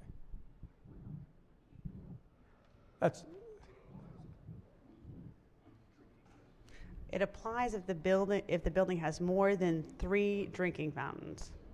Okay. So if a building has a new construction will have more than 3 building stations, then at least, or drinking fountains, then at least one of them has to be a water bottle filling station or a combined. I'm sorry, we're having technical difficulties over here. Okay. Does the senator have a motion, maybe? Yeah, Mr. President, just a motion to special order this for, let's say, 30 minutes or so. That's okay. Any objections? No. All right, without objections. Thank so you very ordered. much. Clerk, read the next bill.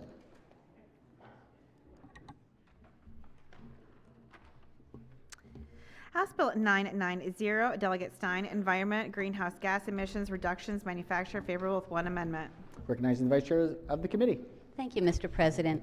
Colleagues, we passed the Greenhouse Gas Reduction Act in 2009, and the goal was to reduce our emissions by 60% from 2006 levels by 2031. and we want to be net zero by 2045. In that 2009 legislation, we exempted manufacturers. When it was updated in 2016, again, we exempted manufacturers. The big part of that that's a challenge is cement makers. And they contribute, we have two big cement companies that contribute about 10% to our emissions. And so this bill does a few things, but one of the things that it does is address our cement folks and help them to be part of the climate solutions. Now, there are these two, one is Union Bridge and one is Heidelberg. Union Bridge has already started fuel switching, and Heidelberg is committed to a 20% reduction by 2030 and net zero by 2050. So this bill will help create incentives, will help encourage them to do the fuel switching with some flexibility, and then for manufacturers so that they can be part of it. And by the way, Mr. President, according to the National Caucus of Environmental Legislators, Maryland is unique in having exempted manufacturers in our climate legislation, the only state in the country. And so it's time for manufacturers to join as part of this and be, as the Maryland Department of the Environment called, the all-of-economy approach to decarbonization. So for manufacturers, if it's a company that's been here and was here as of 2023, the Maryland Department of the Environment is going to work with them and make sure that they are working towards meeting goals. For new companies in 2024, there are going to be expectations that they work a little more quickly. There is going to be funding available, flexibility available, and this is seen as a long-term game. So let me just see. It also mandates that the department is going to consult with those that are most effective and offer incentives to transition.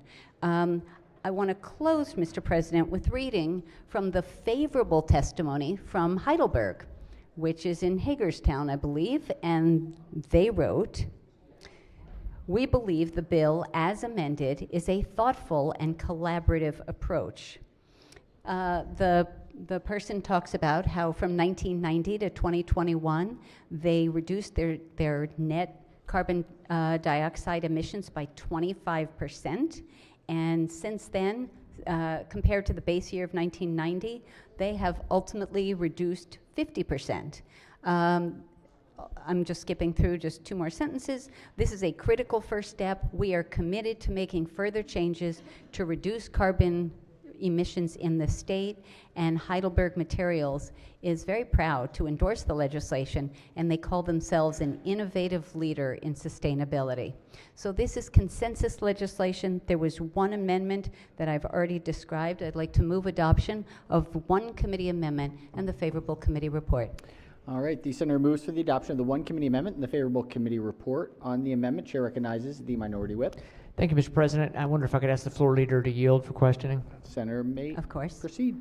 Thank you. Thank you for singing Heidelberg's praises, because they own the cement plant in my district as well, which I have toured and been to the top of. And he invites any of us to come and tour. It's a great tour. It's fun. And they are, you're correct. Heidelberg, as an international company, has actually made it a priority to try to get as clean as possible, and they're working towards that. Which begs the question, why do we need a bill to force what's already happening? Good question.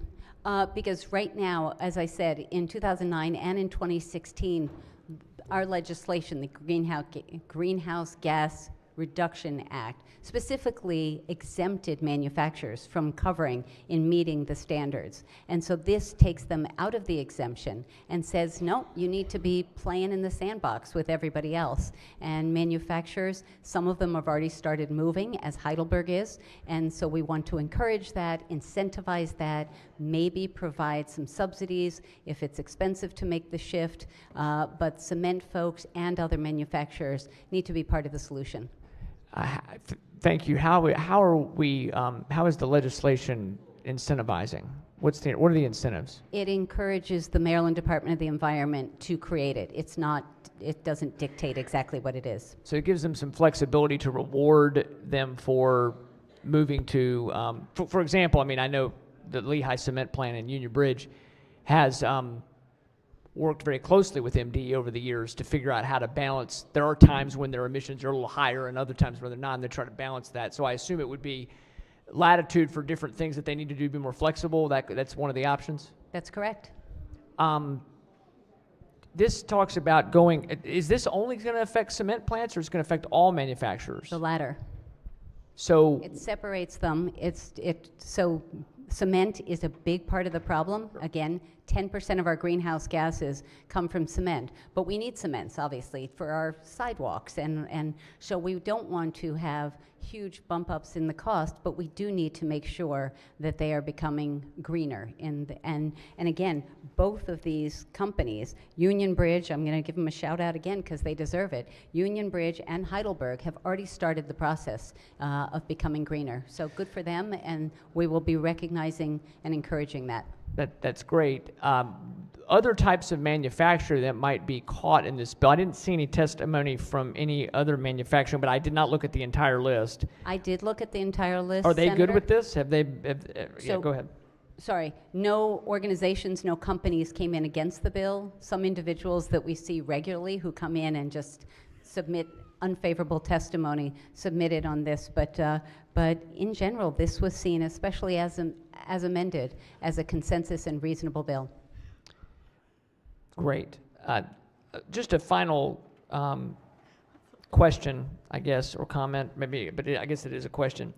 One of the ways that Heidelberg, because they actually own Lehigh Cement and they operate the plant in Hagerstown, one of the ways that they are going to be able to dramatically reduce emissions is they're going to be running natural gas to their plant, which is amazing that it actually reduces emissions. It literally drops it precipitously.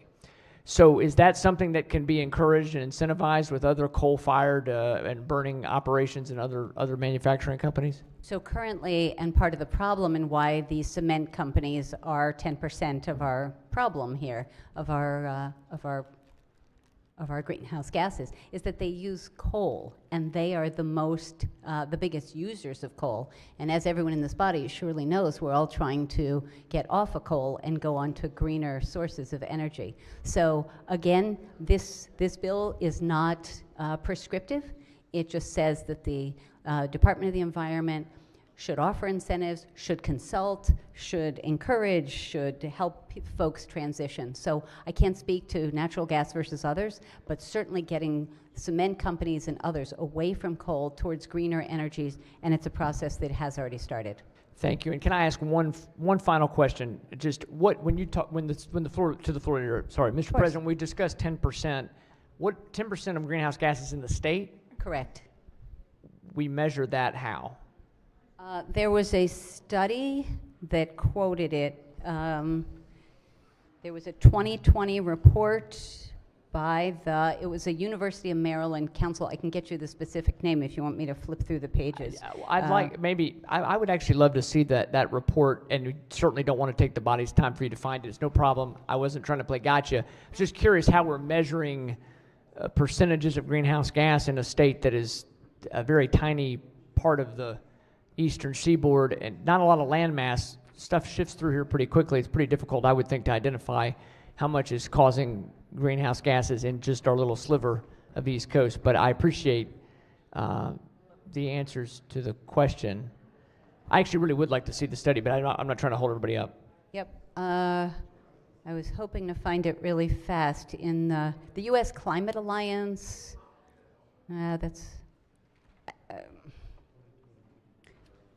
That's what I said. I said University of Maryland. Okay. Right. I But can there take a was look at a it. specific group within the university. I'm just not getting the name of it right now. No, that's okay. Thank you so But much. It's credible. Appreciate it, Mr. President. I'm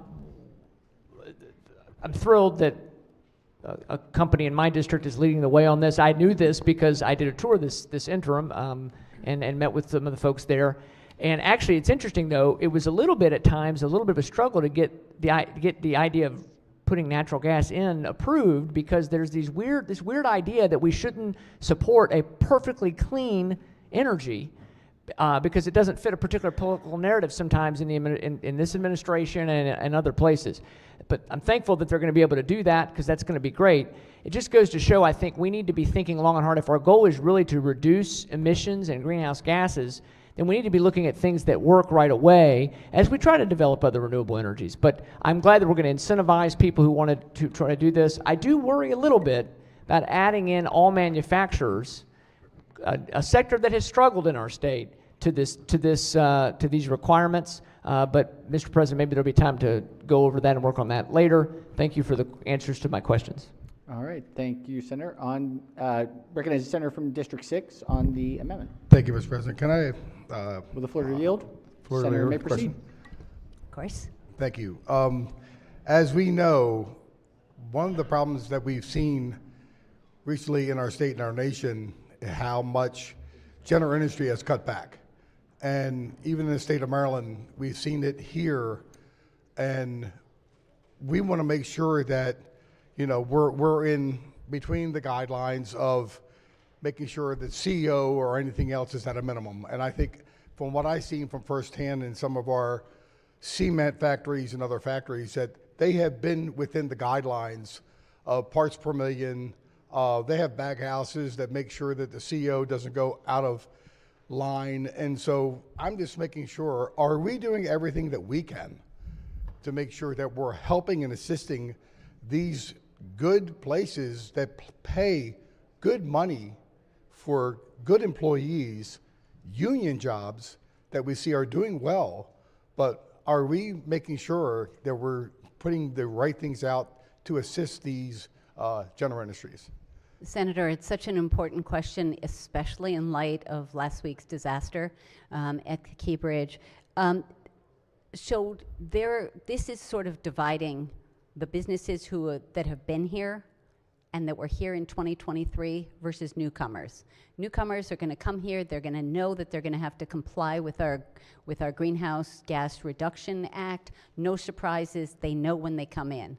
But if you were here in 2023 or before, there's going to be flexibility, there's going to be incentives, we're going to help you transition, but certainly we want to keep the jobs, we want to keep the manufacturing in Maryland, and so this sets up some parameters and some flexibility, but allows the Department of the Environment to work with these folks, but ultimately we've got to move towards our goals, our greenhouse goals. I'm sorry. And I know that's very important, but I just want to make sure we don't discourage our businesses, or we don't put them in a place where they think we're trying to hinder them to continue their work here. And we want to make sure that they're in a place where we're saying you're doing fine. But any given time, I just want to make sure, Mr. President, that we're working with them, that our measures are within areas where we're not going beyond the bounds, Mr. President. And anything that we could do, I think, or there's something we could do more, let's do that. That's all I'm saying, because I just don't want to discourage them, that's all. I completely agree, and thank you for the comments, Senator. I just want to say again, this isn't one of those competition things that we could lose the business to another state. Maryland is unique, the only state in the country that has exempted manufacturers. And I think that needs to change. We need to step up, and everybody needs to do their part. All right. Question is on the amendment. Any discussion? Any objection to the amendment? Without objection, the one committee amendment is adopted. Question now is the amended report. Any discussion? Any objections? Without objection, the amended report is adopted. Are there any further amendments to the bill or its title? Seeing none, House Bill 990 is hereby ordered passed for third reading. Clerk will read the next bill. House Bill 1165, Delegate Love, Watershed Restoration, Chesapeake and Atlantic Coastal Bays Restoration and Funding Whole Watershed Act, favorable with 2 amendments. Recognize the senator from District 9. Thank you very much, Mr. President. Colleagues, this is the cross file of Senate Bill 969, which we concurred on this morning and had voted previously unanimously. As a reminder, it establishes the Whole Watershed Restoration Partnership to accelerate the restoration of the Chesapeake and Atlantic coastal bays. There is one committee amendment which conforms the House bill to match the Senate bill. I move the 2 committee amendments and the favorable committee report. All right. The senator moves for the adoption of the 2 committee amendments and the favorable committee report. On the amendments, any discussion? Any objections? Without objection, the two committee amendments are adopted. Question now on the amended report. Any discussion? Any objections? Without objection, the amended report is adopted. Are there any further amendments to the bill or its title? Seeing none, House Bill 1165 is hereby ordered passed for third reading. All right. We're in the final stretch here. We're moving. Let's go to report number 57. Clerk will read the first bill. House Bill 424, Montgomery County Delegation, Montgomery County Housing Opportunities Commission, alterations favorable. Recognizing Chair of the Committee. Thank you, Mr. President. This is a local bill from Montgomery County that removes certain barriers to the creation of affordable housing in the county. Currently, we have a number of outdated duplicative requirements. Specifically, the bill repeals the requirement that the Housing Opportunities Commission in Montgomery hold a public hearing on any assisted family housing it proposes. Number 2, report in writing the findings and conclusions from the hearing. 3, give notice of the hearing 15 days prior to the hearing by display advertisement in 2 newspapers of general circulation in the county. The bill also repeals the requirement that the Housing Opportunities Commission publish a summary of its annually financial report in at least 2 newspapers of general circulation in the county. Mr. President, there are no committee amendments and move adoption of the favorable committee report on this local Montgomery County bill. All right, Chair moves for the adoption of the favorable committee report. Any discussion? Any objections? Without objection, the favorable committee report is adopted. Are there any amendments to the bill or its title? Seeing none, House Bill 424 is hereby ordered passed for third reading. Clerk, read the next bill. House Bill 599, the Speaker, Maryland Community Investment Corporation, Establishment, Housing, and Community Development Financing Act of 2024, favorable. Recognizing the President Pro Tem as the floor leader. Thank you, Mr. President. Before the Senator starts, it's just getting a little bit loud in here. We're almost there. Promise. Thank you, Mr. President. This administration bill establishes the Maryland Community Investment Corporation as a body politic and corporate and as an instrumentality of the state. Generally, the purpose of the corporations are to, 1, do all things necessary to qualify as a community development entity and apply for designation as such, apply for an allocation of federal new market tax credits, and make investments and financial assistance available to low-income communities in the state. The bill also expands the eligible uses of the Strategic Demolition and Smart Growth Impact Fund in the Department of Housing and Community Development to include credit enhancement. The bill takes effect July 1st, 2024. There are no committee amendments. I move the adoption of the favorable committee report. Floor leader moves for the adoption of the favorable committee report. On the report, any discussion? Any objections? Without objection, the favorable committee report is adopted. Are there any amendments to the bill or its title? Seeing none, House Bill 599 is hereby ordered passed for third reading. Clerk, read the next bill. House Bill 697, Delegate Griffith, Real Estate Brokers, Commercial Transactions, Buyers' Rights, favorable. Recognizing the Senator from District 10.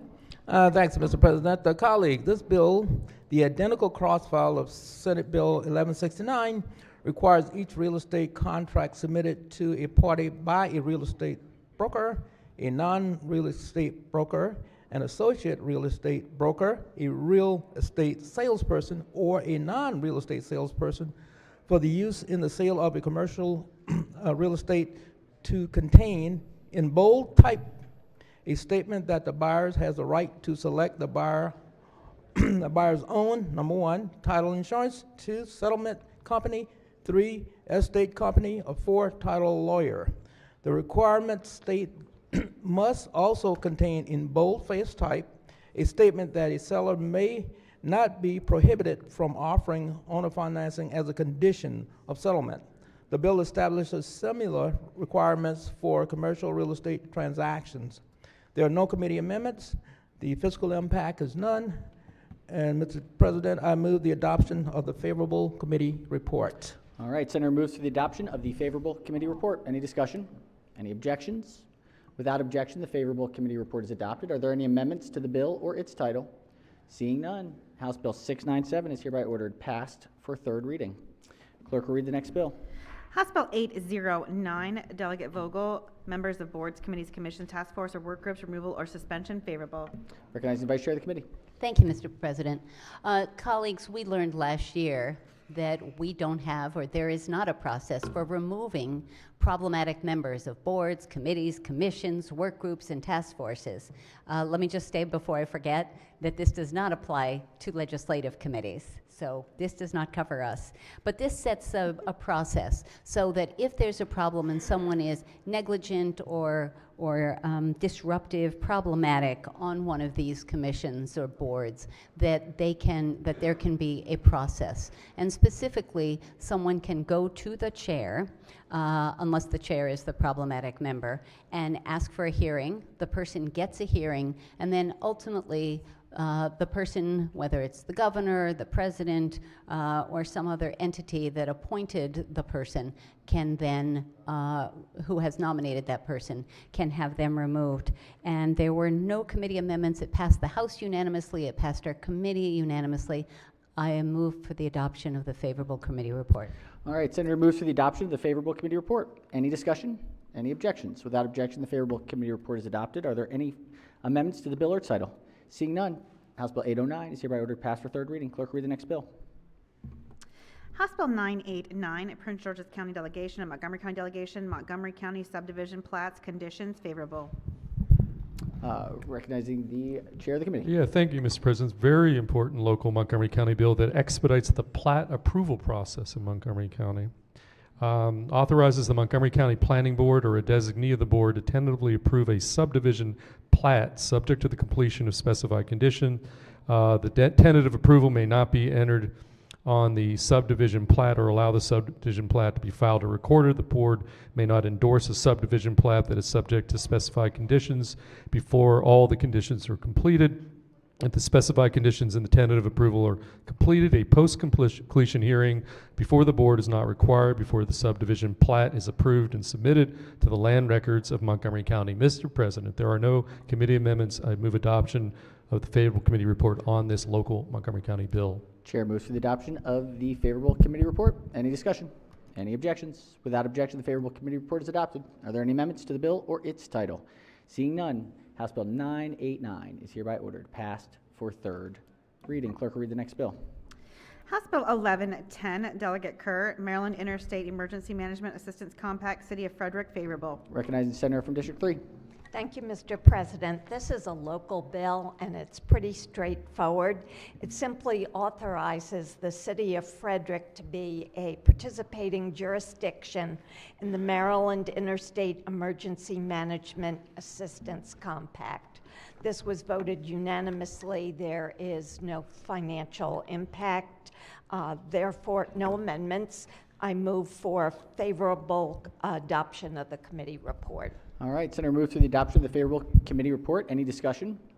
Any objections? Without objection, the favorable committee report is adopted. Are there any amendments to the bill or its title? Seeing none, House Bill 1110 is hereby ordered passed for third reading. All right, let's do these not concurs to get them read over to get some conference committees started, and then we will call it a night.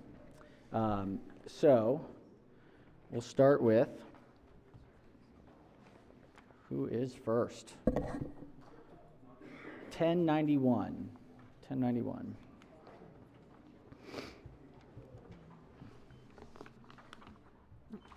Senate Bill 1091, Senator Watson, Education, Blind and Visually Impaired Students, Textbook Equity.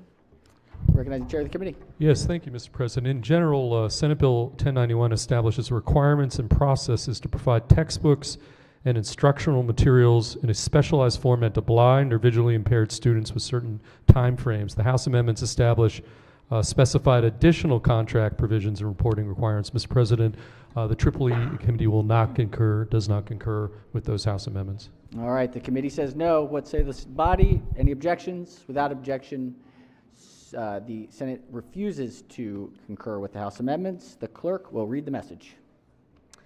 By the Majority Leader, ladies and gentlemen of the House of Delegates, the Senate refuses to concur in the House amendments and respectfully requests the House proceed from its position. Should the House prefer a conference committee to confer on the disagreeing votes of the two houses, the Senate appoints Senator Watson Chair, Senator Lewis Young, Senator Carrozza. Said bill is returned herewith by order Nicole Alexander, Secretary. All right, message having been read is adopted. Let's go now to 307. Senate Bill 307, Chair, Education, Energy and Environment Committee, Public Safety, Board of boiler rules, membership, sunset extension, and report. Triple E is standing strong. To the chair. Yes, thank you, Mr. President. This bill, Senate Bill 307, modifies the Board of Boiler Rules and extends the sunset for 5 years. The House amendments remove the entire sunset provision and requires a report. Our committee chooses not to concur with those amendments and requests the appointment of conferees. All right. So the chair moves that we not concur. Any objections to the motion? Without objection, the motion carries. The clerk will read the message.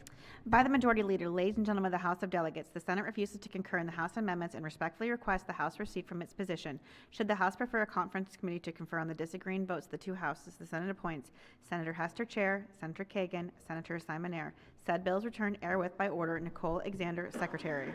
Message having been read is adopted. It's a good time to thank our Office of Legislative Audits. They do great work as we talk about them in the conference committee. Clerk will read the next bill.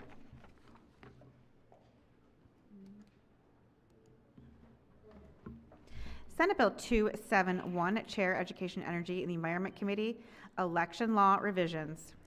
Recognizing Chair of the Committee. Thank you, Mr. President. Senate Bill 271 alters specified information reported to the State Administrator of Elections by the courts regarding voter registration information, requires certain public buildings to be made available for early voting sites. The House amendments prescribe additional requirements for an appeals process for a public official to object to selection of a public building under their authority as an early voting site, which were rejected in House Bill 14 as we passed it out of the Senate. Bottom line, Mr. President, the Triple E Committee will not and does not concur with these House amendments. All right. The committee does not concur with the House amendments. Motion is to reject the amendments. Any objections to the motion? Without objection, the motion carries. The clerk will read the message. By the Majority Leader, ladies and gentlemen of the House of Delegates, the Senate refuses to concur in the House amendments and respectfully requests the House to recede from its position. Should the House prefer a conference committee to confer on the disagreeing votes of the two houses, the Senate appoints Senator Kagan Chair, Senator Hester, Senator Simonaire. Said bills returned herewith by order Nicole Alexander, Secretary. All right. Message having been read is adopted. We have a conference committee report, a message from the House. The clerk will read the message. Senate Bill 377, Senator King, Higher Education Teacher Development and Retention Program, definition. By the Majority Leader, ladies and gentlemen of the Senate, the House of Delegates does not recede in the House amendments to the Senate bill and agrees to a conference committee to confer on the disagreeing votes of the two houses. The Senate has appointed Senator Emma Washington Chairman, Senator Lewis Young, Senator Carrozza. The House appoints Delegate Smith Chair, Delegate Wallach, Delegate Grist. Said bills returned herewith by order Sylvia Siegert, Chief Clerk. Message having been read is ordered journalized. All right, we're going to pause it there. We'll save, we have a few folks missing, so we've got concurrences. We'll save till they get back. Let's check it. So tomorrow, we're looking at about 11 a.m. start. And tentatively, our goal will be, we've got a fair amount of second readers coming, so we'll take a couple of hours. We probably will have to do a little bit of a break to do a lunch in between, but it won't be a long break, maybe just a quick, not time for committees to meet extensively, but just a quick break in between. And then we'll probably come back ideally around 3 and be done by 5 is the idea. We'll see, you know, but that's our tentative plan. If we can get faster, great. If we got to go longer, unfortunately.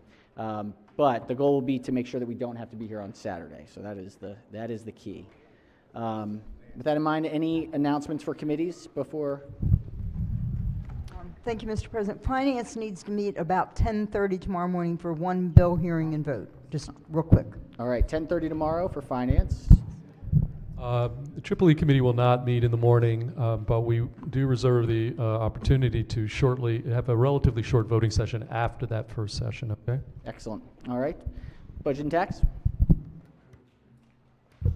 Thank you, Mr. President. I apologize. What did you say about 2 sessions or not?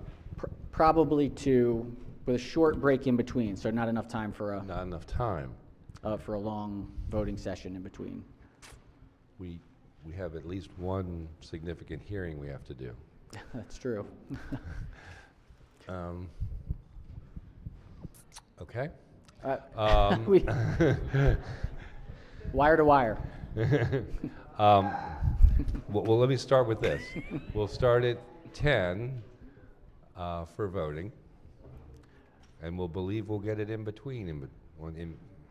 We might be able to, I mean, we'll figure out a way to make it work. Okay? We do 11 to 1.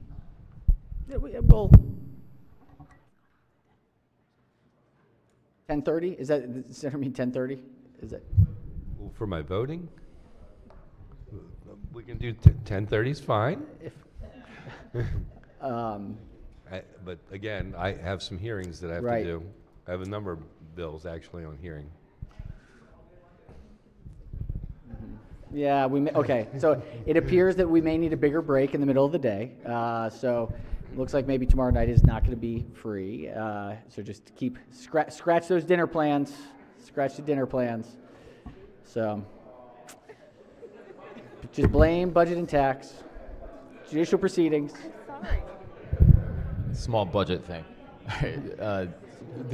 All right, senators, hold on. Judicial Proceedings Committee will meet tomorrow at 9 o'clock for a voting session. 9 o'clock for judicial proceedings. All right. Here we go. All right. I mean, just to be clear, now 10 o'clock for voting, and we'll go wait. from 10 a.m., right? Are we starting at 11? We have. 10:30 for voting. 10:30 for voting. Now we're as clear as mud. 10:30 for voting, and then something will happen for the rest of the day. All right. Let's see. Any other announcements? Recognize the co-chair of the protocol committee. Thank you, Mr. President. I got a phone call. Apparently, wasn't clear earlier, but I want to make sure everybody's aware that the panoramic photo will be on display tomorrow in the lounge, and we have until 5 p.m. on Tuesday if you'd like to order a copy of that panoramic photo. And I'll make sure, because people are listening on the outside, they didn't hear it earlier. Apparently, there's a lot of interest in this panoramic photo. So for all the colleagues and members, it'll be back there. Thank you. Wonderful. Wonderful. Yes, Rules Committee? Thank you very much, Mr. President. Could the Rules Committee please meet in the Silver Room after session? Thank you. All right.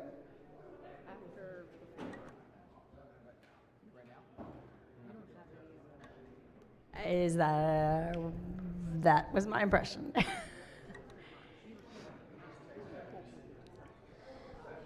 I we think we wait don't have the until bills tomorrow? is the issue. Yeah, maybe we do the hearing, or maybe we do the committee meeting or the committee tomorrow. We don't have all the bills yet is the issue. Gotcha. Okay. Yeah. We will hold off on that. Thanks. Yes. Okay. All right. Any further announcements? It's been a long day, long week. One big day tomorrow, maybe two, if it depends. We'll see. All right. If not, let's do a quorum call. Mr. President? Has everyone recorded their presence? If so, the clerk will take the call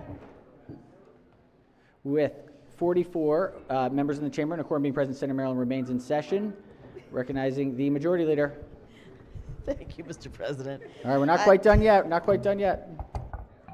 I move the Senate of Maryland stand adjourned until Friday, April 5th at 11 a.m. Maybe. 11:30. 11:30 a.m. On the fly. All right. Without objection, so ordered. Have a safe and wonderful evening. See you at 11:30 tomorrow.